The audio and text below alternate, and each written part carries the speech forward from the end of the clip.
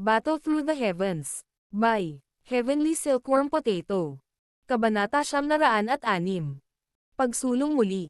Ang oras ay tahimik na gamulong tulad ng buhangin sa pagitan ng mga daliri ng isa sa nakamamatay na tahimik, sinaunang magma mundo. Ang maikling panahon ay hindi nagawang maging sanhi ng walang katapusang magma na magpakita ng kahit kay titing na aktibidad. Ang oras ay naging walang kabuluhan sa lugar na ito. Lumipas ang isang buwan sa isang kisap mata.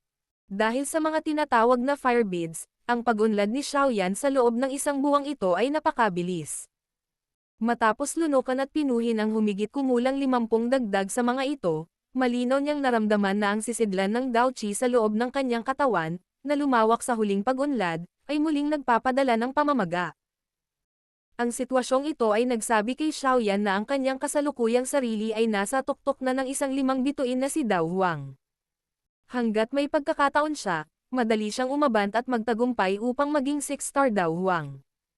Sa pag-abot sa yugtong ito, alam din ni Xiaoyan na ang patuloy na pagtutok at pagsasanay ay hindi na ang pinakamabuting landas. Bagamat ang isang tao ay hindi maaaring magpakalma sa panahon ng pagsasanay, dapat ding malaman ng isa na hindi ito magagawa sa pamamagitan ng pagiging masyadong nababalisa. Sa madaling salita, ang matigas na pagsasanay ay magdudulot ng pagbaba ng isa. Kaya naman, itinigil ni Xiaoyan ang kanyang pare-parehong araw at gabi na pagsasanay pagkatapos niyang mapagtanto na naabot na niya ang rurok ng 5-star Dao Huang class. Sa halip, sinimulan niyang sanayin ang 6-joint body flowing ruler na katatapos lang niyang makamit. Unti-unting lumipas ang oras habang sinasanay ni Xiaoyan ang ruler technique. Sa sumunod na panahon, isinantabi ni Xiaoyan ang usapin ng pagsasanay sa kanyang Dao Qi. Karamihan sa kanyang atensyon ay natuon sa pagsasanay sa Dao technique na ito, na naging dahilan upang mas maging pamilyar siya sa 6-joint body flowing ruler. Ang unang kasanayan ng ruler technique na splitting flame ay nagsimulang ipakita sa kanya ng may higit na kinis at lakas. Ang epekto ng pagtutok sa isang bagay ay talagang mas malaki kaysa sa paghahati ng atensyon ng isa.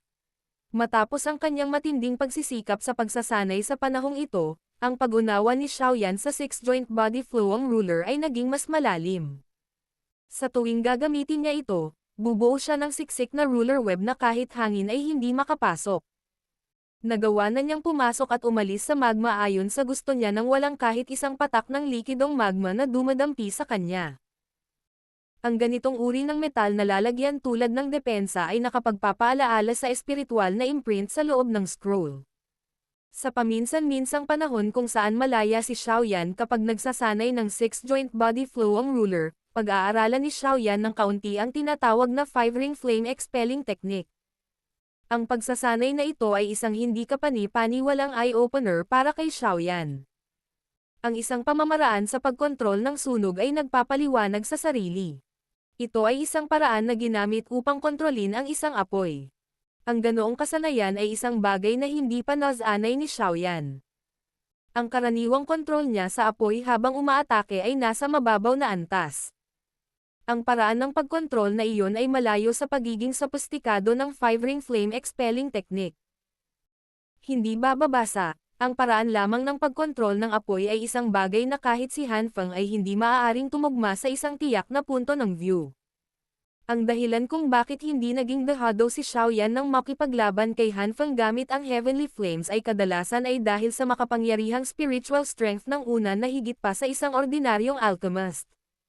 Sa makatuwid, ang kasalukuyang Xiaoyan ay walang alinlangan na nakaramdam ng isang bagay tulad ng pag-usad sa isang ganap na bagong teritoryo nang siya ay nakipag-ugnayan sa 5-ring flame expelling technique. Ang iba't ibang paraan ng pagkontrol ng apoy na naitala sa pamamaraan ay hindi lamang maganda ngunit naubos lamang ang pinakamaliit na halaga ng espiritual na lakas upang makontrol ang apoy sa pinakakatangi-tanging paraan. Bukod dito, nakapagpalabas ito ng napakalaking puwersa. Hindi nagpakita si Tian Wu Zunzi habang nagsasanay si Xiaoyan ng 5-ring flame expelling technique. Tila ang paggamit ng spatial strength noong siya ay nasa magma ay labis siyang napagod. Kaya naman, bihira niyang ihayag ang kanyang sarili. Gayunpaman, walang pakialam si Xiaoyan tungkol dito. Bagamat nakipag-ugnayan siya sa ganoong kasanayan sa pagkontrol ng apoy sa unang pagkakataon, siya ay isang Tier 6 na alchemist na umasa sa kanyang sarili upang lumikha ng nakakatakot na Angry Buddha Lotus Flame. Maraming mga diskarte sa pagkontrol ng apoy ay karaniwang mga bagay na naiintindihan niya sa pagbabasa. Ang makapangyarihang spiritual strength ni Xiaoyan ay naging dahilan upang magkaroon siya ng talento na nahihirapan ang isang ordinaryong tao na itugma sa mga tuntunin ng pagpipino ng gamot at pagkontrol ng apoy. Sa natitirang oras, si Xiaoyan, nang walang anumang aksidente, ay nilubog ang kanyang sarili sa mahiwagang mundo ng apoy na kumokontrol gamit ang 5-ring flame expelling technique. Sa loob ng mas mababa sa 10 araw, ang kakayahan ni Xiaoyan na kontrolin ang apoy ay karaniwang dumarami. Sa loob nitong nakakadurog pusong mundo ng pagkontrol ng apoy, ang pagkakataon ni Xiaoyan na umabant ay hindi namamalayan at tahimik na dumating. Nang lumitaw ang pakiramdam na malapit ng magtagumpay, si Xiaoyan ay nagsasanay sa unang hugis lobo na diwa ng apoy ng 5-ring flame expelling technique. Matapos maramdaman ang kakaibang pakiramdam na kumalat mula sa kaibuturan ng kanyang kaluluwa, agad na ikinalat ni Xiaoyan ang handsil at ginamit ang kanyang pinakamabilis na bilis upang bumalik sa kuweba. Naka-crossleg si Xiaoyan sa malinis at walang laman na kuweba. Pilit niyang tiniis ang mga alon ng kakaibang alon na ipinapadala mula sa kanyang katawan. Sa isang pitik ng kanyang daliri, mahigit 10 pulang kulay na fire beads ang lumitaw sa kanyang harapan. Pagkatapos nito, mabilis na ipinikit ni Xiaoyan ang kanyang mga mata at bumuo ng training seal gamit ang kanyang mga kamay. Nabuo pa lang ang selyo nang magsimulang magbago ang paligid. Ang mga alon ng pulang mainit na enerhiya ay lumundag sa katawan ni Xiaoyan. Pagkatapos nito, ang enerhiya ay lumitaw tulad ng maraming matingkad na pula, mahabang ahas, na nananatili sa ibabaw ng kanyang katawan. Sa wakas, sinundan nila ang kanyang paghinga at pumasok sa kanyang katawan. Ang mundo ng magma na ito ay napuno ng napakalakas na fire affinity energy. Ito ay walang alinlangan na magiging sanhi ng pagsulong ni Xiaoyan upang maging mas madali. Hindi niya kailangang mag-alala tungkol sa pagkaubos ng enerhiya o magdulot ng hindi inaasahang pagbabago sa panahon ng kanyang pagsulong. Bukod dito, ang kanyang storage ring ay naglalaman pa rin ng ilang fire beads. Kahit na mangyari ang isang aksidente, ang makapangyarihang enerhiya na nakapaloob sa fire beads na ito ay titiyakin ang matagumpay na pagkumpleto ng kanyang pagsulong. Dami ang dami ng fire affinity energy na pumasok sa katawan ni Xiaoyan. Napakaraming pumasok na unti-unting naging matingkad pula ang kanyang balat. Ang mga hibla ng puting fog ay tumaas mula sa kanyang ulo at maraming mga ugat ang nagsimulang gumalaw na parang bulate sa kanyang balat, na tila nakakatakot. Sa ilalim ng walang tigil na enerhiya ng labas ng mundo, ang katawan ni Xiaoyan ay mabilis na nagbabago. Sa bawat pagunlad niya, ang loob ng kanyang katawan ay sumasailalim sa isang maliit na pagbabago. Ang ganitong uri ng pagbabago ay parang pagpapalawak lamang, na ginagawang maliit na lawa ang isang maliit na lawa. Ang Dao Qi na kayang tanggapin ng kanyang katawan ay tataas din ng ilang beses. Kasabay nito, ang maraming ugat, buto, kalamnan, at iba pa sa loob ng kanyang katawan ay magpapakita ng iba't ibang antas ng pagpapalakas, na nagiging sanhi ng kapangyarihan sa loob ng katawan ng isang tao na lumago. Habang ang pagsulong ni Xiaoyan ay unti-unting pumapasok sa isang puting mainit na yugto, ang mga alon sa loob ng kuweba ay naging mas matindi. Sa huli, ang buong kuweba ay natatakpan ng isang red fire affinity energy. Ang anyo ni Xiaoyan ay parang isang black hole na nakaupo sa gitna ng enerhiya, matako na nilulunok ang lahat ng enerhiyang damaloy patungo sa kanyang katawan. Ang walang katapusang paglunok na ito ay nagpatuloy sa halos 2 araw. Noon lang unti-unting namutla ang siksik na pulang enerhiya ng apoy. Nagsimulang magsiwalat ang isang binata na may hubad na pangitaas na katawan. Nagpatuloy ang pagsulong ni Xiaoyan ng humigit kumulang 3 araw. Saka lang ito unti-unting natapos. Nang ang huling string fire affinity energy ay pumasok sa katawan ni Xiaoyan, ang kuweba ng bundok ay bumaba sa katahimikan. Ang malakas na aura na kumalat sa katawan ni Xiaoyan ay ganap na naalis sa sandaling ito. Wala man lang tumagas kahit kaunti. Hubad ang pangitaas na katawan ng binata habang nakaupo sa lupa. Ang kanyang mga mata ay mahigpit na nakapikit, At siya ay nagmistulang isang nagmumuni-muni na monghe. Hindi man lang siya nakagalaw kahit konti. Kung hindi pa rin maramdaman ng isang tao ang kanyang malabong aura, malamang naiisipin talaga ng isang tao na isang aksidente ang nangyari sa panahon ng pagsulong, na nagreresulta sa isang paglihis ng pagsasanay mula sa tamang landas. Ang tahimik na kapaligiran sa loob ng kuweba ay nagpatuloy ng humigit kumulang kalahating oras o higit pa ng isang mahinang paghinga ang tuluyang bumasag sa katahimikan. Pumasok ang kalmadong paghinga at iniwan ang ilong ni Xiaoyan sa isang ikot. Dahan-daang bumukas ang kanyang mga mata, ngunit tila walang anumang pagbabago maliban sa pagiging mas maliwanag. Gayunpaman, kung naruroon ang isang taong pamilyar kay Xiaoyan, matutuklasan ng taong iyon na ang aura ni Xiaoyan ay tila naging mas mainit at mas lumalabas kumpara sa dati. Ikinaway ni Xiaoyan ang kanyang kamay habang idinilat niya ang kanyang mga mata, iniimbak ang fire beads sa kanyang harapan, na inihanda niyang ngunit hindi pa nagamit, sa kanyang storage ring. Pagkatapos nito, naramdaman niya ang makapangyarihang aura na ilang beses na umusbong sa loob ng kanyang katawan. Isang nasisiyahang ngiti ang bumungad sa gilid ng kanyang bibig. Ang pag-unlad sa pagkakataong ito ay hindi lamang nagbigay daan kay Xiaoyan na ganap na maging matatag sa 6 na bituin na Dao Huang Lev, ngunit naging dahilan din ng pag-init ng Dao Qi sa kanyang katawan. Naunawaan ni Xiaoyan na dapat ito ay dahil sa enerhiya ng lugar na ito. Gayunpaman, maswerte na mayroon siyang proteksyon ng Heavenly Flames. Kaya, ang ligaw na karahasan ay hindi nakaapekto kay Xiaoyan. Ang pakiramdam ng pagsulong ay talagang kahanga-hanga. Ibinuka ni Xiaoyan ang kanyang mga kamay habang nakatayo siya sa pasukan ng kuweba. Tumawa siya ng mahina. Sa sandaling ito, ang mga ugat, kalamnan, buto, at maging ang kanyang mga selula sa loob ng kanyang katawan ay tila nasa pinakamataas na kondisyon. Hanggat bahagyang gumagalaw ang kanyang kamay, ang lakas na naghihintay na pumutok sa loob ng kanyang katawan ay biglang sisabog na parang bulkan. Sa loob ng 2 maikling buwan, muling nakumpleto ni Xiaoyan ang isang pambihirang tagumpay. Kung kumalat ang balita tungkol sa bilis na ito, malamang na magiging sanhi ito ng maraming elite na dawang na mamatay sa kahihiyan. Sa antas na ito, karaniwan na para sa isang elite na si Dao Huang na gumugol ng 1 taon o kahit na ilang taon upang itaas ang kanilang lakas ng isang bituin. Gayunpaman, natapos ito ni Xiaoyan sa loob ng 2 buwan. Ang ganitong uri ng talento at swerte ay talagang nakamamanghang. Biglang kinuyam ni Xiaoyan ang kanyang kamay habang nararamdaman niya ang mabangis na puwersa na sisabog anumang oras. Gumamit siya ng malakas na puwersa at ibinaba ang kanyang kamao patungo sa pader na bato. Ang napakalaking lakas ay tumagos sa matigas na bato habang ang pagluwa ng Dao Qi ay bumuo ng isang malalim na butas na mahigit 10 metro ang lalim. Ang nakapalibot na pader ay nagsiwalat ng bahagyang bitek habang kumalat ang ilang alikabok ng bato. Maliwanag, ang kontrol ni Xiaoyan sa kanyang lakas ay bumuti na kumpara sa dati. Ito ay natipon sa isang lugar at hindi kumalat, na naging dahilan upang ang kanyang suntok ay nagtataglay ng higit na lakas at bilis. Napangiti si Xiaoyan. Ang sulok ng kanyang bibig ay nagpakita ng isang arko. Susubok pa lang sana siya ng lakas nang biglang tumaas ang mga kilay niya. Napatingin ang kanyang mga mata sa butas na patungo sa Blazing Sky Chi Refining Tower. Tila may tunog ng rumaragas ang hangin na lumilitaw doon. Sa ilalim ng pagtutok ni Xiaoyan, ang rumaragasang tunog ng hangin sa butas ay lalong lumalapit. Ilang sandali pa, lumitaw ang isang figure sa harap ng mga mata ni Xiaoyan. Battle Through the Heavens. Kabanata 907.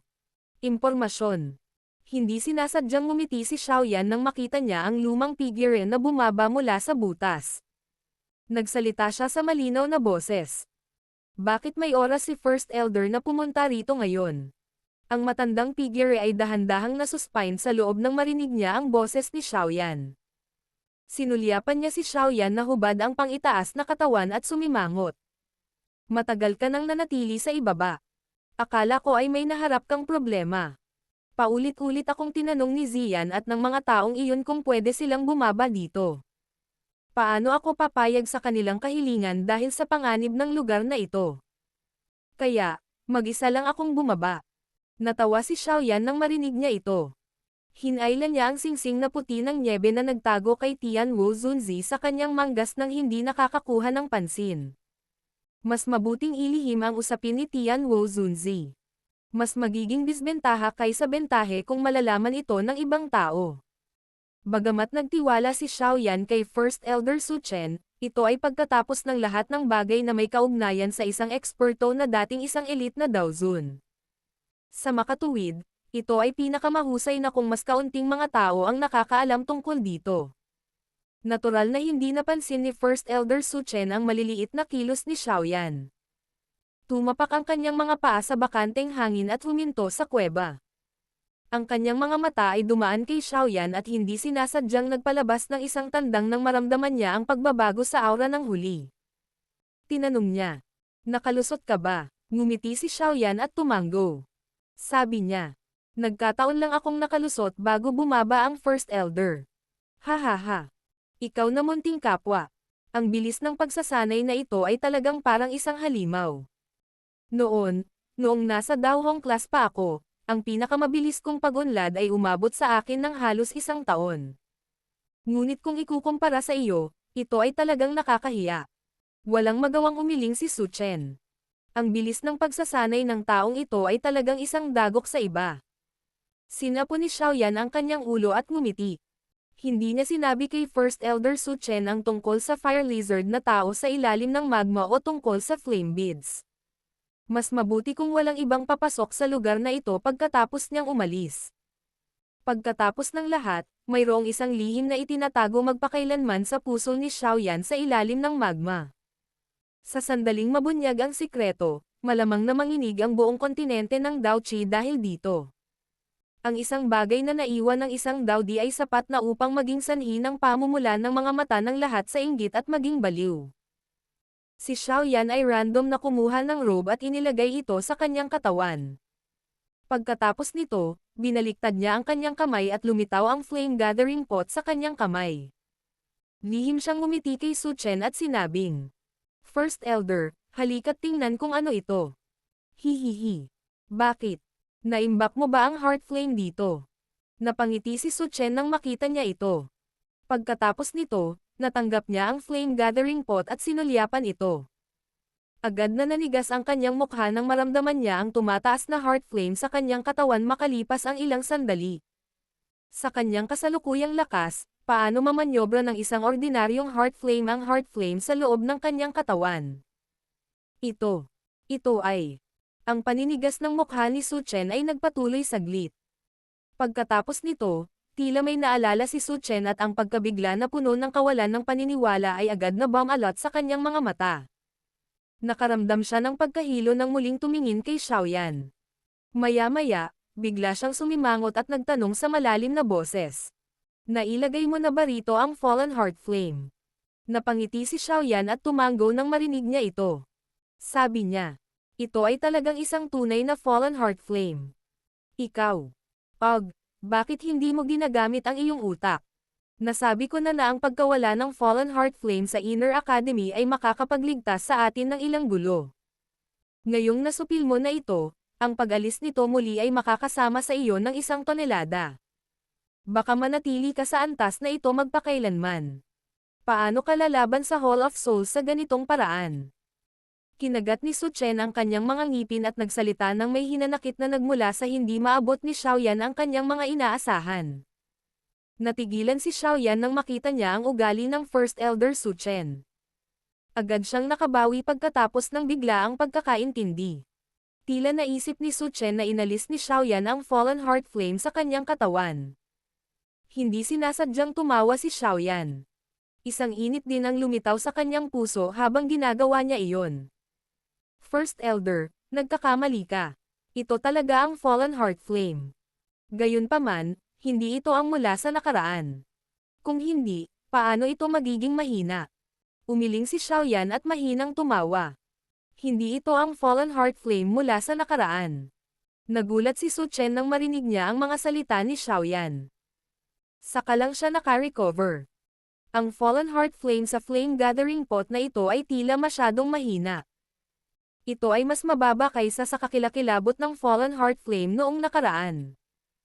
Hinawakan ni Su Chen ang flame gathering pot gamit ang dalawang kamay. Natigilan siya ng isang minuto bago siya tila may naisip. Isang ligaw na saya na mahirap itago ang bumungad sa kanyang mga mata habang tuwang-tuwang sinabi niya. Ibig mong sabihin, nakahanap ka ng isa pang fallen heart flame. Ngumiti si Xiaoyan at tumango. Sinabi niya, ang fallen heart flame na ito ay isang bagay din na natagpuan sa mundo ng magma. Gayunpaman, ito ay kasalukuyang nasa infant stage pa lamang.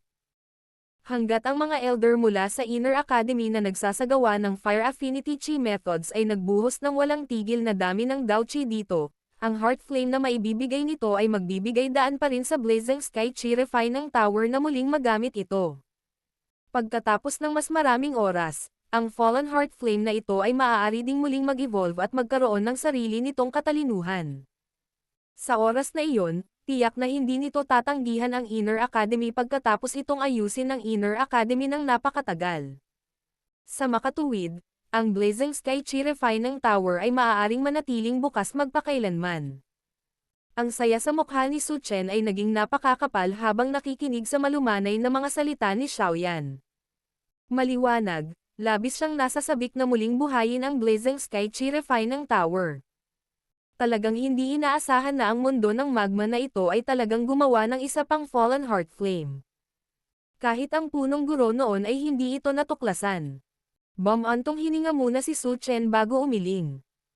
Pagkatapos nito, hinawakan niya ang flame gathering pot na parabang ito ay isang kayamanan at hinarap si Xiaoyan na may mukha na puno ng ngiti. Sinabi niya, naging mahirap para sa iyo. Munting kapwa. Inalis mo ang isang matured na heavenly flame na may ligaw na karakter na mahirap paamuin, ngunit sa huli ay bumalik sa Inner Academy ang isang masunuring sanggol na heavenly flame. Ang lahat ng ito ay masasabing kanselahin ang isa't isa, kaya hindi mo kailangang makonsensya sa hinaharap. Bahagyang ngumiti si Xiaoyan at tumango. Ngayon, talagang gamaan ang loob niya. Medyo may nararamdaman din siya para sa Inner Academy. Ang Blazing Sky Chi Refining Tower ay lubhang mahalaga sa Inner Academy. Gayunpaman, nawala ang epekto nito dahil sa kanya. Siya ay lubos na masaya na siya ay kasalukuyang nakabawi para dito. Sa bagay na ito, masasagot ko man lang ang punong guro kapag nagtanong siya tungkol dito sa hinaharap. Ang Fallen Heart Flame ay isang bagay na ginugol niya ng napakaraming pagsisikap upang masilyuhan. Ang pagtatayo ng Blazing Sky Chi Refining Tower din ang ideya niya.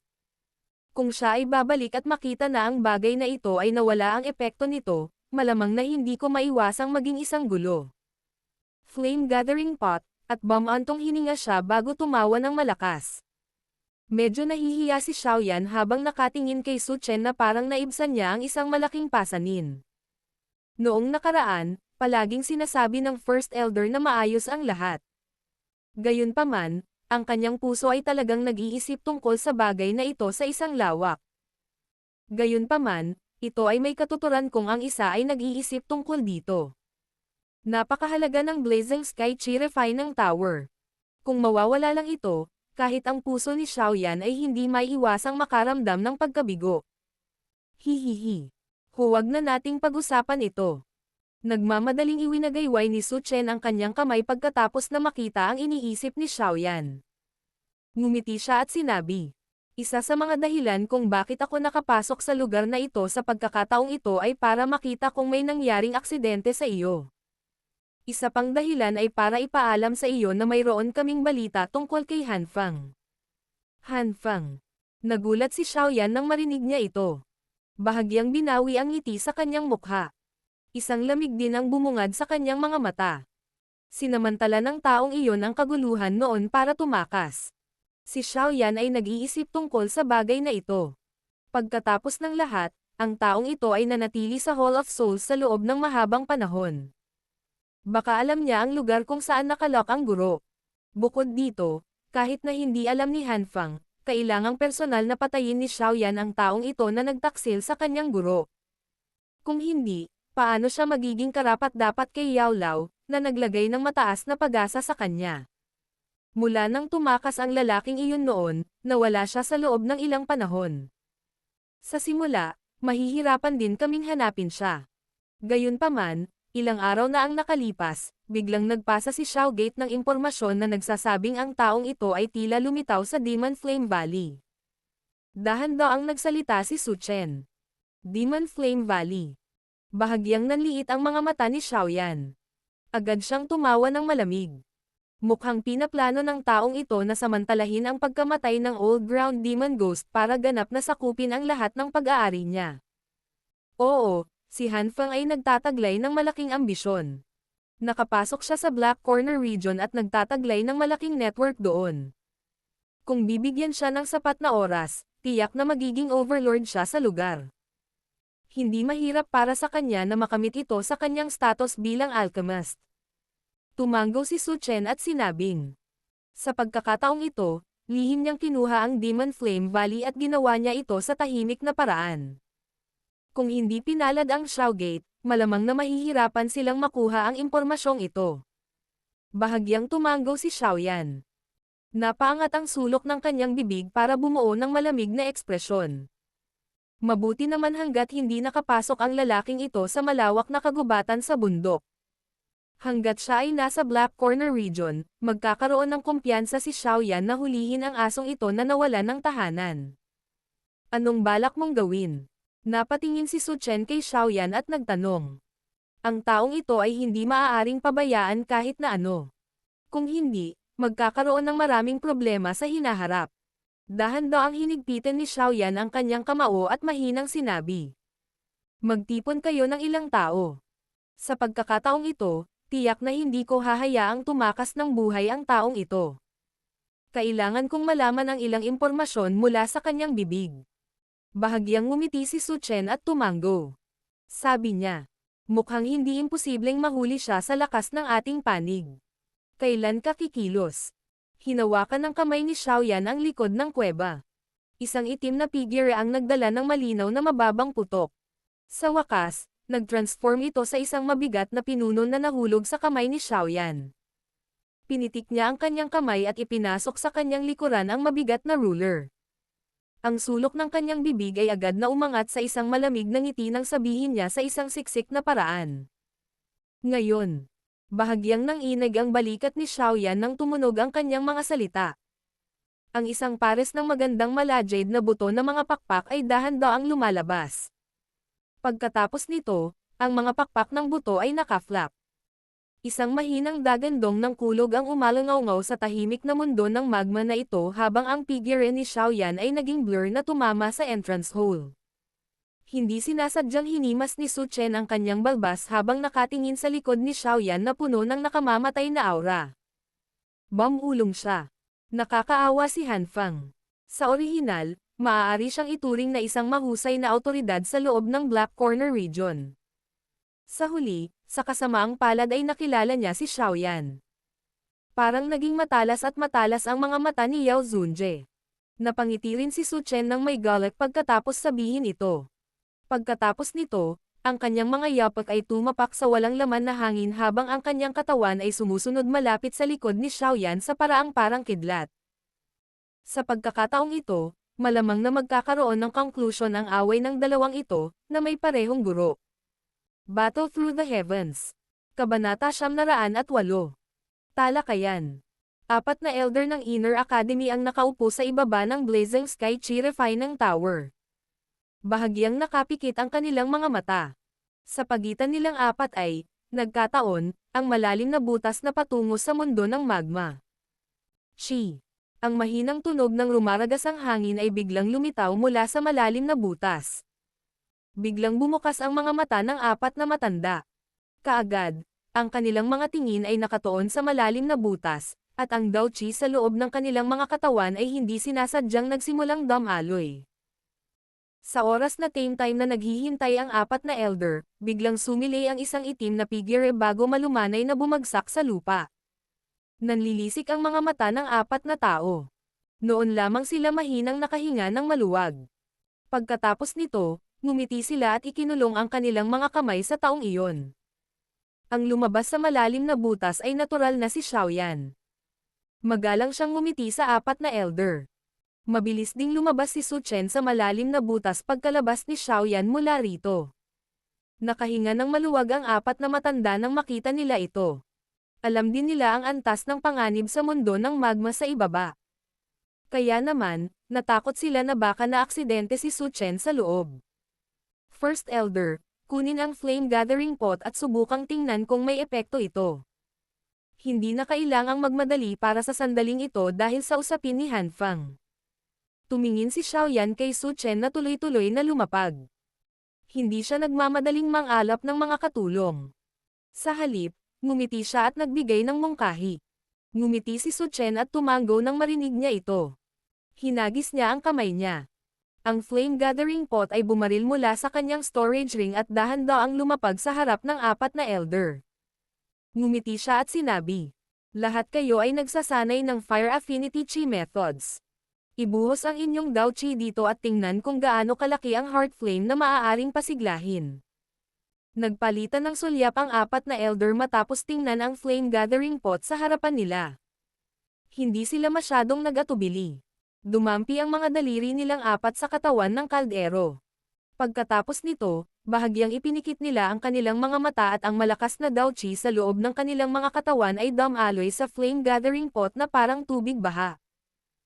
Apat na fire affinity na Dao Chi na may iba't ibang kulay ang ibinuhos sa flame gathering pot na parang tumutulo. Pagkatapos nito, bahagyang umikot ang Dao Chi bago nag-charge sa fallen heart flame. Bang! Kasunod ng pagpasok ng Dao Chi, ang ibabaw ng sanggol na fallen heart flame ay biglang pumutok at bumuo ng isang alon ng matinding liwanag. Ito ay tila isang malaking piraso ng bato na itinapon sa tahimik na ibabaw ng isang lawa. Ang mga pabilog na invisible ripples ay mabilis na kumalat mula sa flame gathering pot.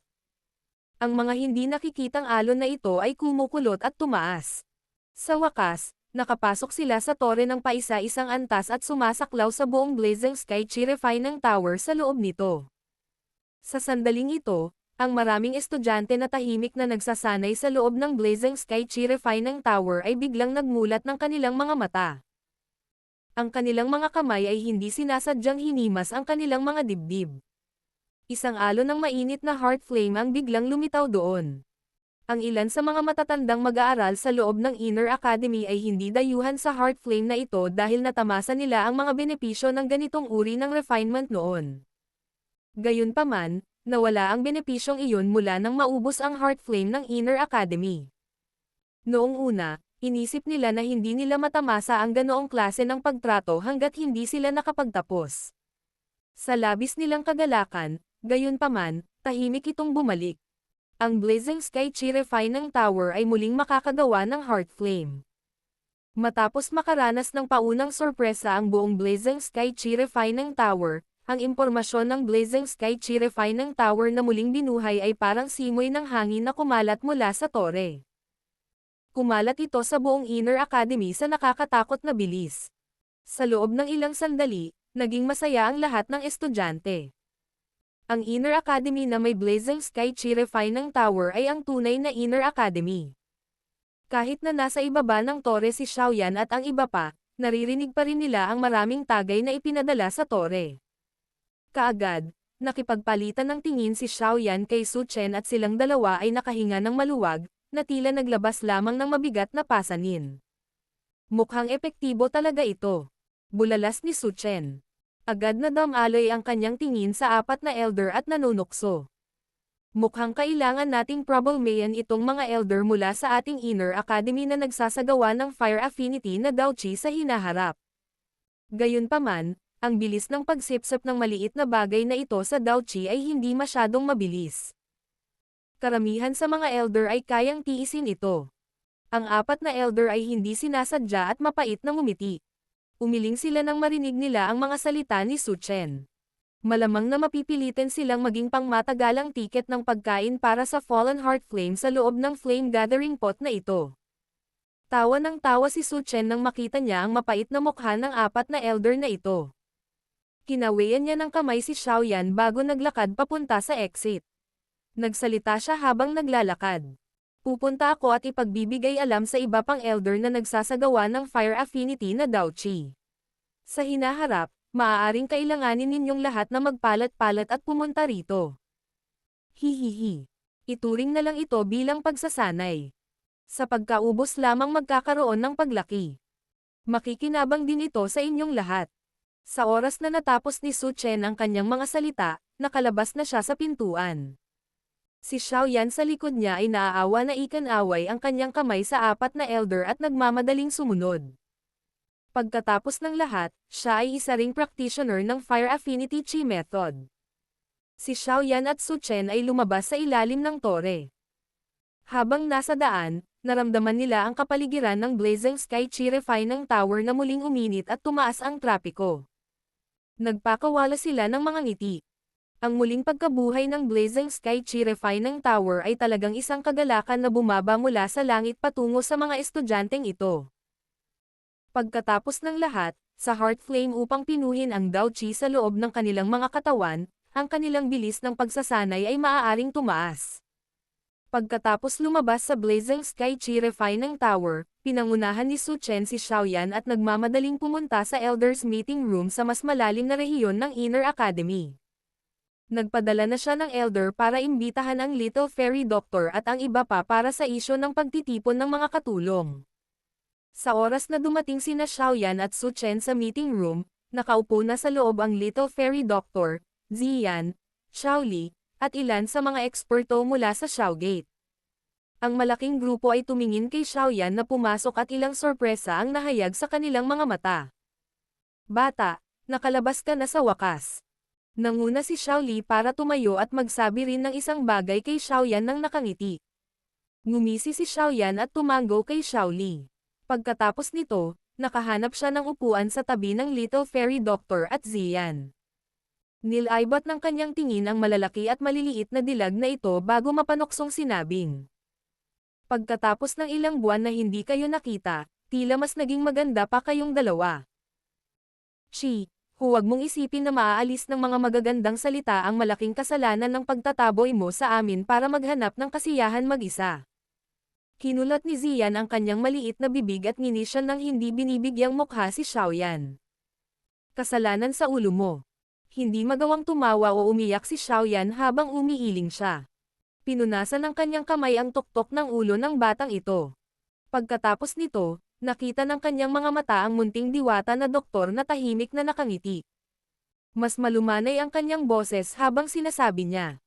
Naging okay ka ba nitong ilang buwan? Ang bagay na kanyang pinag-uusapan ay natural na ang woeful poison body ng Little Fairy Doctor. Okay lang. Pansamantala ko pa rin itong nasupil.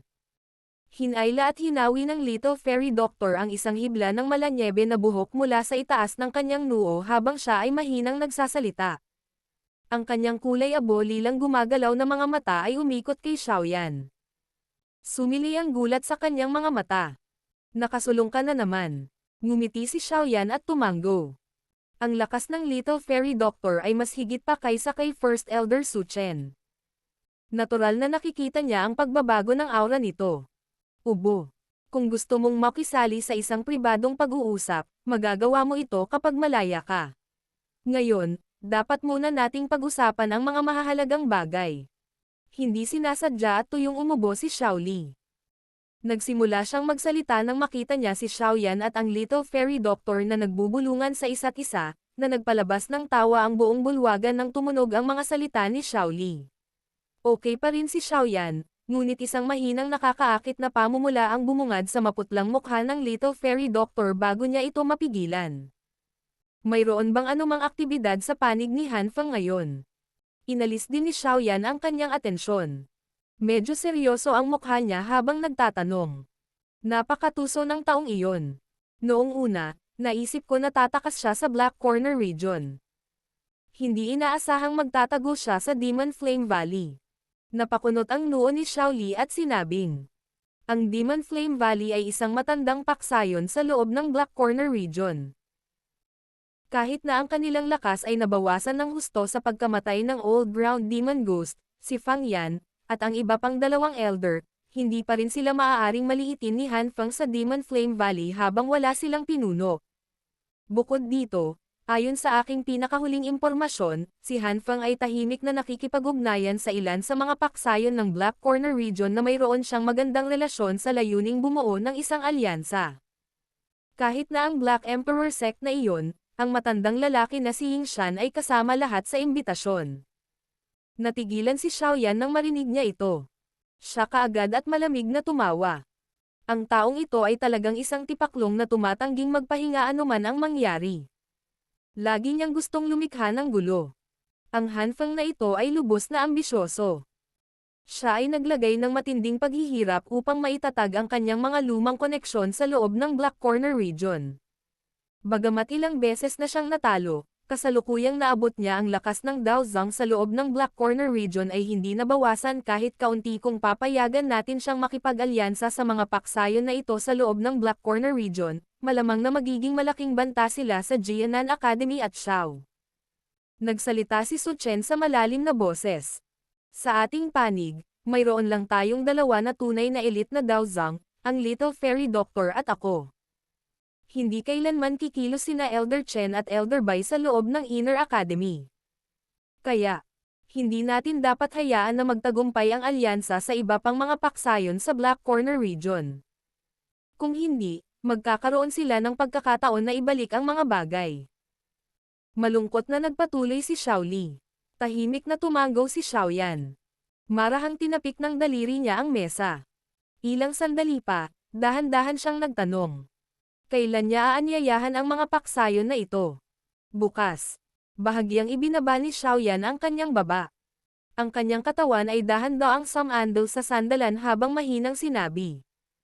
Ikalawang kapatid, manyobrahin ang lahat ng mga eksperto mula sa Xiaogate. Bukod pa rito, magpadala ng isang tao upang makipag-ugnayan sa mga paksayon na may magandang relasyon sa Xiaogate.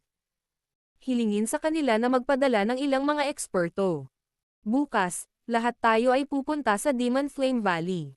Sa pagkakataong ito, gusto kong makabalik si Hanfang.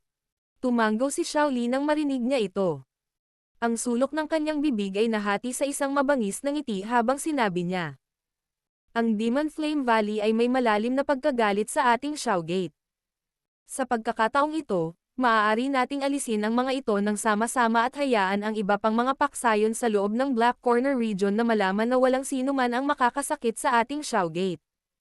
Ang Demon Flame Valley at ang relasyon ng Jianan Academy ay ganap na hindi mapagkakasundo. Sa pagkakataong ito, ipapadala ng akademya ang lahat ng mga eksperto nito. Dapat nating ganap na alisin ang mga ito sa kanilang pinagmulan. Isang kalupitan din ang sumilay sa mga mata ni Su Chen. Marami sa mga estudyante ng Jianan Academy ang napatay ng Demon Flame Valley sa panahon ng kanilang pagsasanay sa labas sa mga nakaraang taon. Ang relasyon sa pagitan ng magkabilang panig ay matagal nang umabot sa isang hindi maaayos na yugto. Tumanggaw si Xiaoyan. Dahan-dahan siyang tumayo at ibinato ang kanyang tingin sa direksyon ng Demon Flame Valley. Isang makapal na ngiti ang sumilay sa kanyang batang mukha. Dapat matapos na ang lahat. Battle Through the Heavens. Kabanata 909. Magtipon. Kinabukasan, sa isang maliit na taluktok ng bundok na hindi kalayuan sa Peace Town ng Jianan Academy, paminsan-minsan ay makakakita ng kumikislap na mga figure ng tao sa loob ng masukal na kagubatan. Mayroong ilang mga lantang puno sa loob ng kagubatan kasama ang ilang mga bulaklak at damo. Napakasariwa din ng hangin. Mahigit 10 tao ang nakatayo na nakaharap sa hangin sa tuktok ng bundok. Ang mabangis na hangin na umihip ay hindi nagawang maging sanhi ng pag-alis ng kaunti sa mga damit nitong mga figure ng tao. Tahimik na nakatayo ang mahigit 10 tao habang humahampas sa kanilang mga mukha ang dumadagandong na hangin. Gayunpaman, walang sino man ang lumipat dahil dito. Lahat sila ay tahimik na nakatayo. Ang mahinang nakaka-pressure na aura na ibinubuga ay naging sanhi ng ganap na katahimikan sa tuktok ng bundok. Isang binata na nakasuot ng itim at nakatayo sa pwesto ng pinuno. Nakapikit ang mga mata niya habang nakalagay ang mga kamay sa likod niya. Maya-maya, biglang nagpanteng ang kanyang mga tenga at mahinang sinabi. Nandito na sila. Sa wakas nandito na sila. Mahigit 10 itim na batik ang biglang lumitaw sa abot tanaw hindi nagtagal pagkatapos tumunog ang boses ni Xiaoyan. Sa loob lamang ng ilang pagpikit, ang mga itim na batik na ito ay naging mga figure ng tao na sumugod. Unti-unti lang nilang binawasan ang kanilang bilis kapag malapit na sila sa tuktok ng bundok. Pagkatapos nito, dahan-dahan silang bumaba mula sa langit. Hahaha. Chief Xiao. Ito ay isang pares ng mga taon simula nung huli tayong magkita, okay ka pa ba? Ang 10 dagdag na mga figure ng tao ay nagmamadaling bumaba. Ang lakas ni Chief Tai ay hindi mababa kung ikukumpara noon. Halos hindi mahahanap ang sinuman sa Black Corner region na may kahanga-hangang presensya. Tumingin si Xiaoyan sa hepe ng Wild Lion Gang na ito, si Wu Tai, na minsang nakipagtulungan sa kanya upang harapin ang Misty Cloud Sect, bago itinaas ang kanyang mga kamay. Nakangiting wika niya. Kaninong kahanga-hangang paraan ang maihahambing kay Chief Xiao? Sa kasalukuyan, sino sa Black Corner region ang hindi nakakakilala sa pinunong iyon na hindi lamang umasa sa kanyang sarili para patayin ang 3 Great Elder ng Demon Flame Valley, ngunit naging dahilan din upang hindi makabalik ang Old Ground Demon Ghost. Hihihi. Eksperto iyon na 7-star daw Zhang. Siya ay karaniwang isang hindi mapapantayang pag-iral sa loob ng Black Corner region. Sa huli, kahit na ang gayong eksperto ay namatay sa mga kamay ni Chief Xiao. Mukhang ang Black Corner region na ito ay malamang na pag-aari ng Xiao Gate sa hinaharap. Isang magandang babae sa gilid, na nagbubuga ng enchantment sa buong katawan, tinakpan ang kanyang bibig at tumawa sa isang magandang nakakamangha na paraan. Ang pagtawa na iyon ay naglalaman ng ilang passion. Ang magandang babaeng ito ay natural na hindi banyaga kay Xiaoyan. Siya ang pinuno ng Luoxia Gate na katuwang din niya noon. Siya ay isang napakagandang babae na nagtago ng kasamaan sa ilalim nitong magandang katawan niya. Hihihi. Ang kasalukuyang Xiao Gate ay naitatag lamang sa loob ng ilang maikling taon. Ngunit, ito ay umabot na sa yugtong ito. Ito talaga ang pinakamabilis na umunlad na pangkat na nakita ng matandang ito. Ang kredito ni Chief Xiao para dito ay natural na hindi may kakaila. Isang matandang lalaki na medyo anino ang mukha ay ngumiti din at pumayag. Talagang marunong magbiro sina Chief Su at Old Ying. Pawang mga maling alingaw-ngaw lamang. Bahagyang ngumiti si Xiaoyan. Ang kanyang tingin ay dumaan sa grupo ng mga tao habang ang kanyang mukha ay bahagyang naging mabagsik. Isang boses na hindi masyadong malakas ang malinaw na narinig sa pandinig ng lahat. Sa palagay ko ay dapat ding magkaroon ng kamalayan ang lahat sa intensyon na imbitahan ang lahat dito. Dahil lahat ay handang pumunta, lahat kayo ay nanindigan na. Kabilang sa mga naruroon ay kasama ang mga kaibigan na nakipagtulungan kay Xiaoyan noon. Natural, dapat alam ninyong lahat ang aking pagkatao. Basta't ang bagay na ito ay magiging matagumpay, tiyak ang kasiyahan ng lahat. Ang grupo ng mga eksperto na inimbitahan ay agad nang umiti at tumugon ng magalang pagkatapos ng mga salita ni Xiaoyan. Sa kasalukuyang reputasyon ni Xiaoyan sa loob ng Black Corner region, lahat sila ay hindi nang ahas na maliitin siya. Ito ay dahil malinaw din nilang naiintindihan na si Xiaoyan ay isa ring Tier 6 alchemist. Ang halaga ng pagpapaubaya sa kanya ay napakalaki. Sa kasalukuyan, ang Demon Flame Valley ay bumababa na. Sa hinaharap, malamang na mahirap para sa kanya na makipaglaban sa Xiao Gate. Ang pagbibigay ng tulong sa sandaling ito ay walang alinlangan na mananalo ng ilang pabor mula sa Xiao Gate. Kaya naman, karamihan sa mga dalubhasang naruroon ay hindi nag-isip ng maraming oras matapos matanggap ang imbitasyon mula sa Xiao Gate bago sila mabilis na nagmadali. Dapat ding malinaw na maunawaan ng lahat ang simula hanggang sa katapusan ng kwento. Hindi ako magsasabi ng anumang hindi kailangan. Ang sama ng loob sa pagitan ng Xiao Gate at ng Demon Flame Valley ay napakalalim. Magkaaway din kami ni Han Fang. Kaya, ang usapin ngayon ay hindi magtatapos ng payapa. Dapat ihanda ng lahat ang kanilang sarili. Wika ni Xiaoyan sa malalim na boses. Hihihi. Chief Xiao, makatitiyak ka. Ang karaniwang pagmamataas at pagiging high-handed ay matagal nang nakakasira ng tingin sa amin. Ngayon, hihiramin namin ang hangin ng Xiao Gate para turuan ng leksyon ang mga bastard na ito. Tama. Ipokrito si Han Fang. Noon, sinaktan niya ang maraming tao sa hindi matukoy na paraan. Ang matandang ito ay sinaksak sa likod ng ilang beses.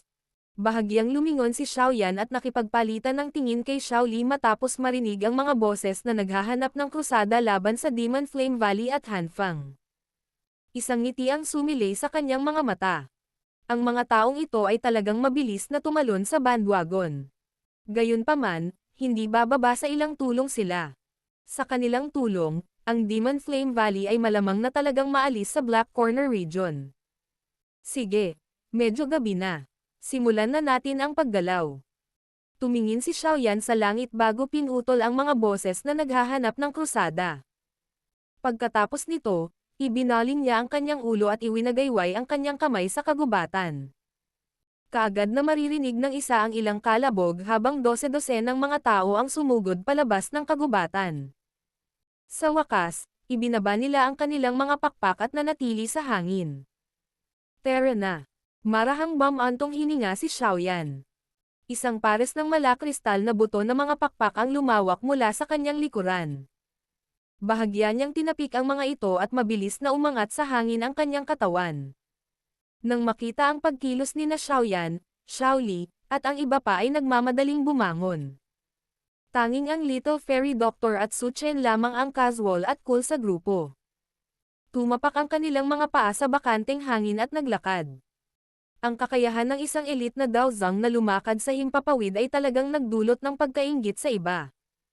Nang makita ni Su Mei at ng iba pang mga eksperto ang Little Fairy Doctor at si Su Chen na naglalakad sa hangin sa ganitong paraan, ang kanilang mga puso ay nanginginig ng husto. Nagpalitan sila ng tingin sa isa't isa at tahimik na nagbubulungan gaya ng inaasahan.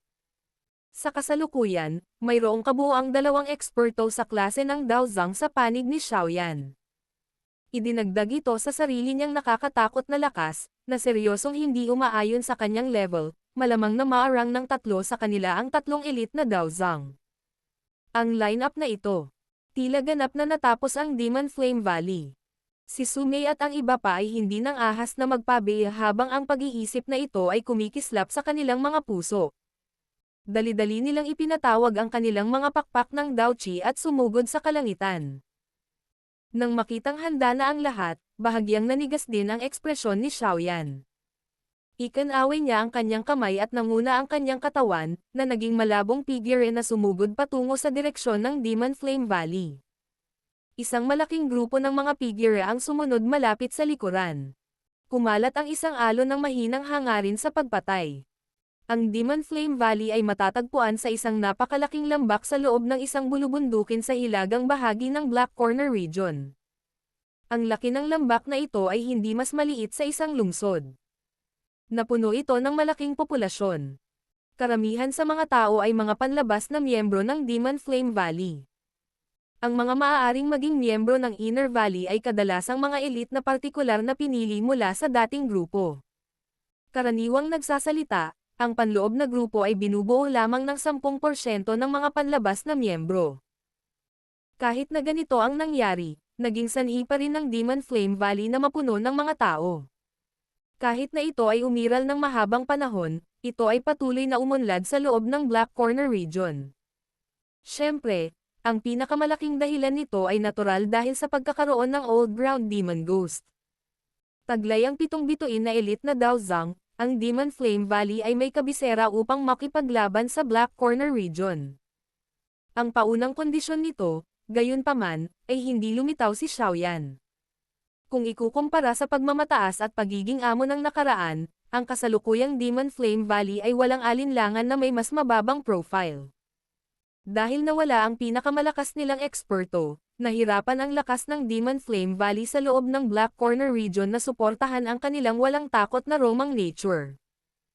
Gayunpaman, ang isang kamelyo na malapit ng mamatay ay mas malaki pa rin kaysa sa isang kabayo.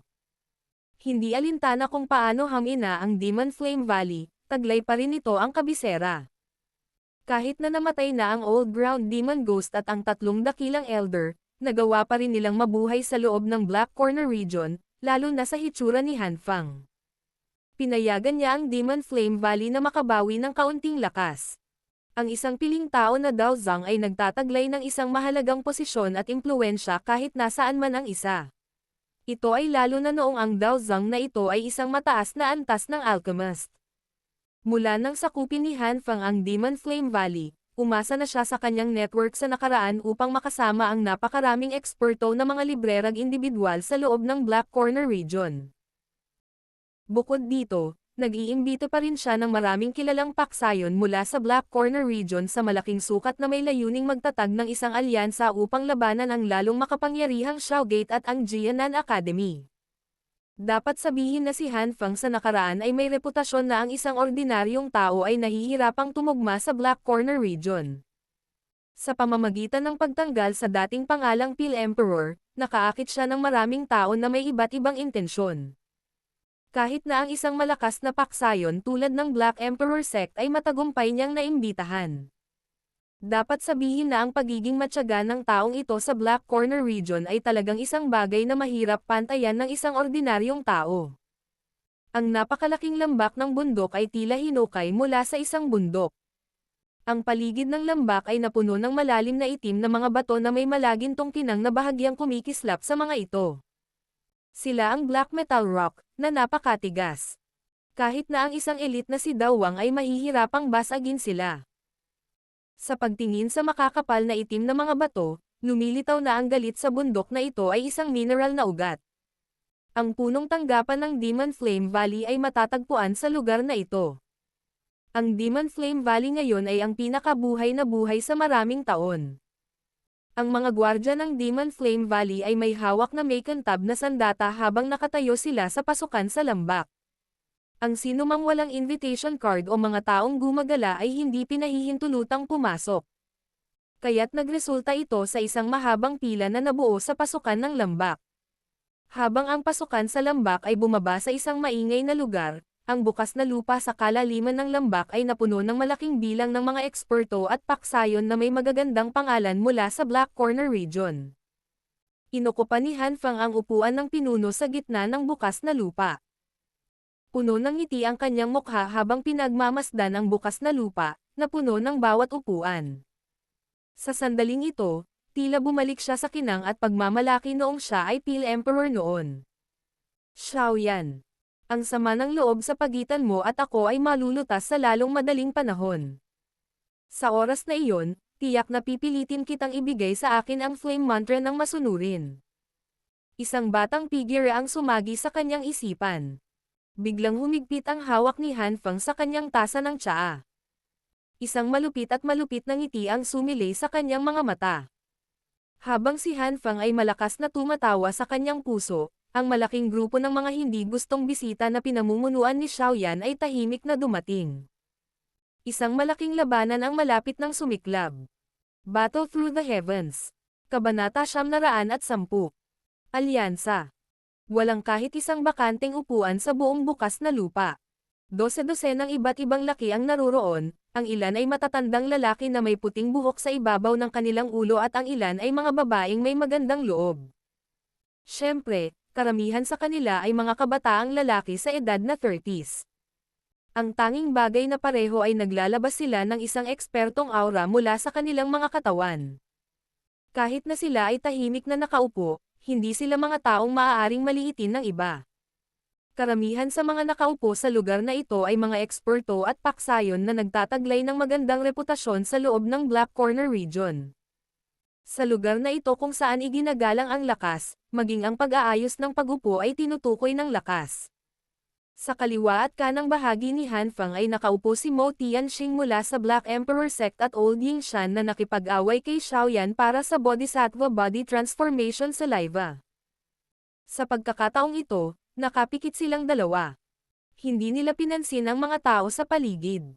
Ang kanilang kalmado at walang malasakit na ugali ay nagdulot ng takot sa mga ordinaryong tao na makipag-usap sa kanila.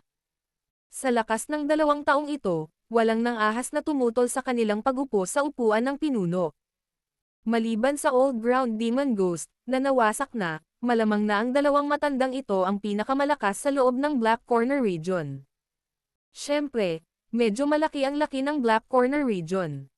Walang nakakaalam kung may matandang demonyo, na hindi nagpakita ng sarili, nakatago sa malalim na kabundukan o sinaunang kagubatan. Pagkatapos ng lahat, ang ilang tunay na dalubhasa sa mundong ito ay laging gustong gumawa ng ganoong bagay.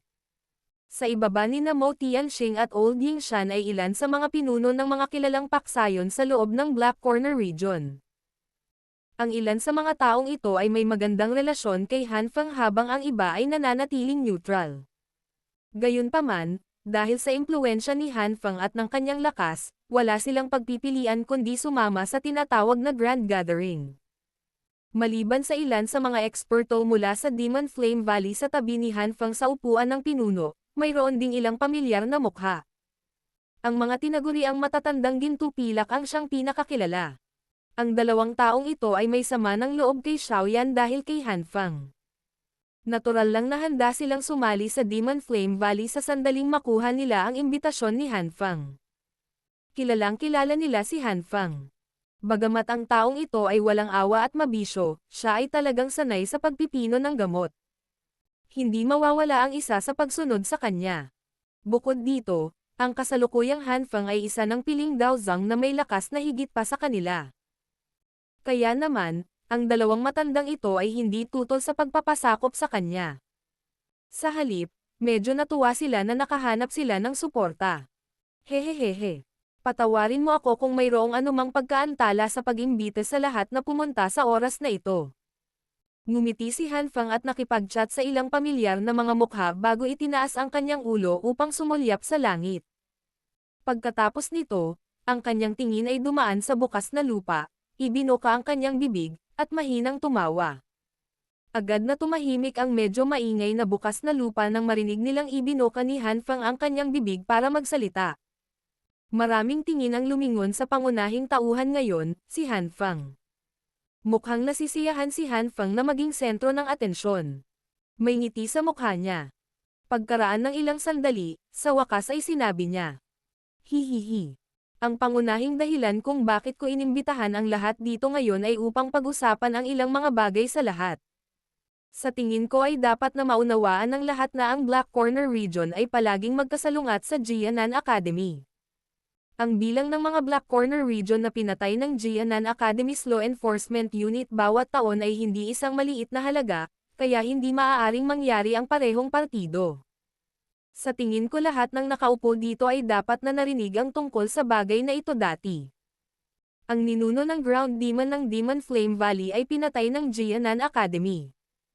Medyo madilim ang mukha ni Han Feng nang magsalita siya hanggang sa puntong ito. Ang ilan sa mga eksperto mula sa Demon Flame Valley ay mayroon ding mga mukha na puno ng madilim at matinding galit. Sa kasalukuyan, ang Demon Flame Valley at ang Jianan Academy ay nagkaroon ng alitan sa dugo. Nais ng magkabilang panig na sirain ang isa. Nagpalitan ng tingin ang lahat sa open ground. Medyo nagbago ang mga mukha nila. Talagang narinig nila ang balitang ito. Gayunpaman, nakaramdam pa rin sila ng pagkabigla ng personal nilang marinig ito mula kay Han Feng. Ang Old Ground Demon Ghost ay isang ultimate expert na nasa 7-star Daozang class. Masasabing siya ay isang pag-iral na walang kalaban sa loob ng buong Black Corner Region. Ito ay hindi inaasahan. Na siya ay napatay sa pamamagitan ng mga kamay ng Jianan Academy. Ang mga kamay ni Mo Tianxing at Old Yingshan na kanina ay walang ekspresyon at kumilos ng walang pakialam, ay hindi sinasadyang nanginginig sa ilalim ng kanilang mga manggas nang marinig nila ang mga salitang ito. Bumalatay ang takot sa kanilang mga mata. Ang kanilang impormasyon ay natural na mas matalas pa kaysa sa isang ordinaryong paksayon. Kaya naman, naiintindihan din nila kung ano ang eksaktong nangyari noon. Hindi inaasahan na si Old Chen at Old Bai, ang dalawang matandang demonyong ito, ay nagtatago sa Inner Academy. Ang Old Ground Demon Ghost na ito ay masasabing bumangga sa dulo ng isang sibat. Gayunpaman, usap-usapan na ang matandang ito ay unang napinsala ng isang nakakatakot na Dao skill na ginamit ni Xiaoyan. Kung hindi, sa kanyang lakas, tiyak na hindi magiging problema para sa kanya ang tumakas kahit na hindi niya matalo sina Old Chen at Old Bai.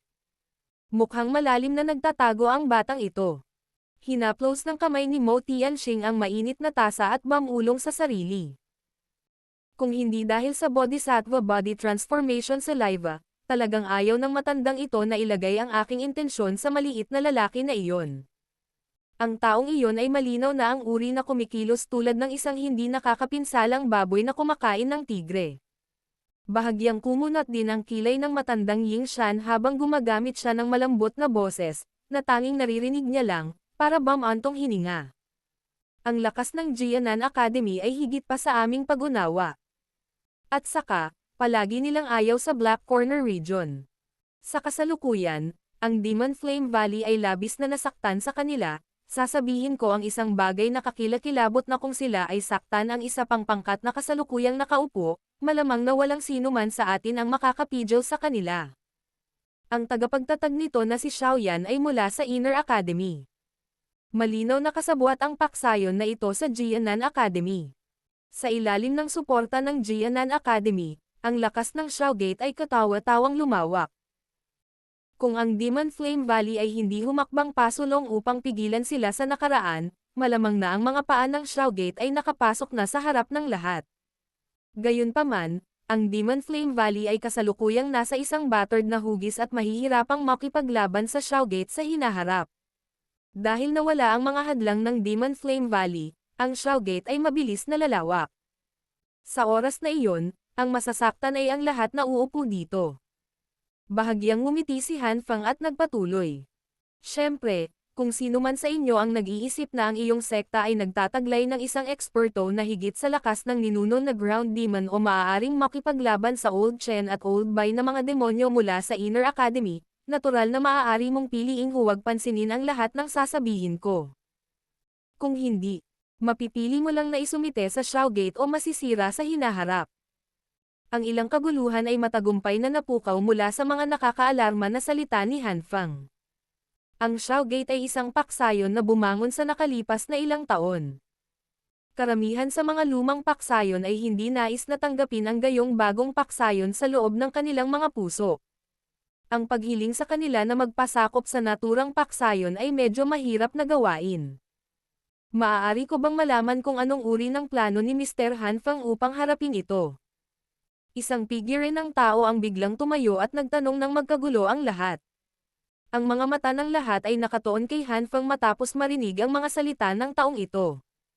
Dahil ibinoka ni Han Fang ang kanyang bibig, malamang na mayroong isang bagay na pinag-uusapan niya.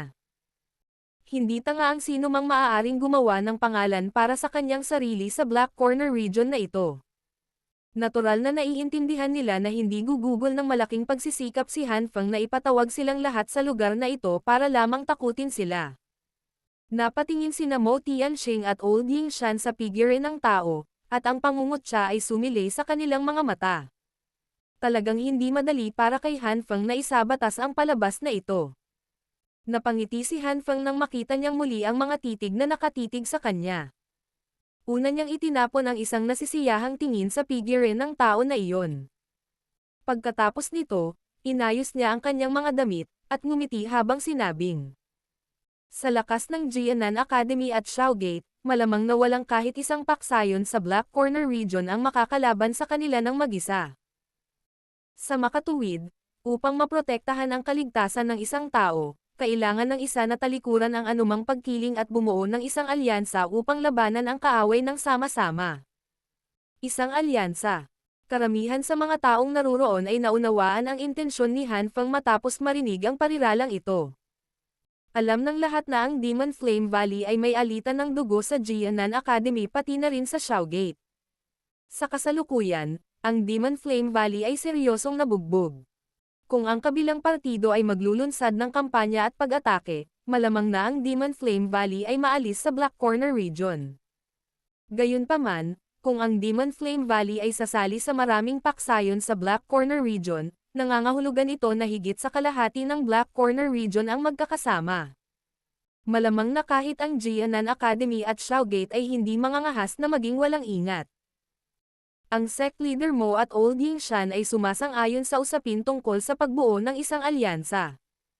Ito rin ang nagbibigay ng pinakamalaking proteksyon sa lahat. Kung tutuusin, sino ba ang hindi matatakot sa hinaharap kung saan nakatingin si Xiaogate sa tabi? Nagsalita si Han Fang sa mahinang boses habang nakatingin sa bukas na lupa na naging mas tahimik.